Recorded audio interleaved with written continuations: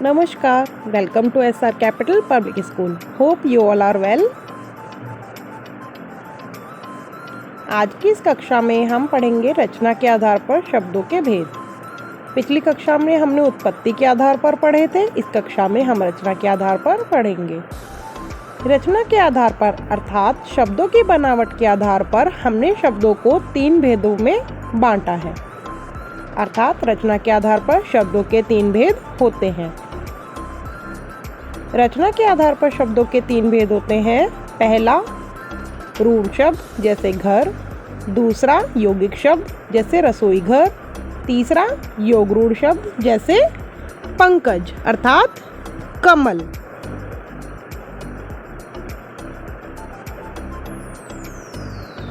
रूढ़ शब्द जैसे कि नाम से ही पता चलता है, जिन शब्दों का पारंपरिक रूप से किसी एक अर्थ में प्रयोग होता चला आ रहा हो उन्हें रूढ़ शब्द कहते हैं। इन शब्दों के टुकड़े नहीं किए जा सकते, जैसे घर, जल, फूल, हाथ आदि। दूसरे आते हैं आपके यौगिक शब्द। जो शब्द 2 या 2 से अधिक शब्दों से मिलकर बने हो और उनके खंड करने पर प्रत्येक खंड का कुछ न कुछ अर्थ निकले, उन्हें यौगिक शब्द कहते हैं। जैसे विद्यालय के 2 खंड हैं, विद्या तथा आलय, और दोनों खंडों का अर्थ निकलता है। इसके अन्य उदाहरण हैं रसोई घर, पाठशाला आदि। योग रूढ़ शब्द जो यौगिक शब्द 2 या 2 से अधिक शब्दों के मेल से बने हो और उनका कोई विशेष अर्थ निकलता हो, उन्हें योग रूढ़ शब्द कहते हैं। जैसे रामदूत, राम का दूत अर्थात हनुमान, पंकज जो कीचड़ में पैदा हुआ हो अर्थात कमल।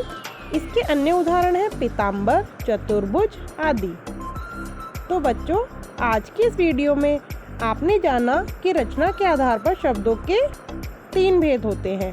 पहला रूढ़ शब्द अथवा पारंपरिक शब्द, यौगिक शब्द 2 शब्दों के मेल से बने शब्द, और योग रूढ़ शब्द ऐसे शब्द जिनका कुछ विशेष अर्थ निकलता है। आशा है आपको ये वीडियो पसंद आई होगी। प्लीज़ वीडियो को लाइक, शेयर और सब्सक्राइब करना ना भूलें। Thank you. आपका दिन शुभ हो।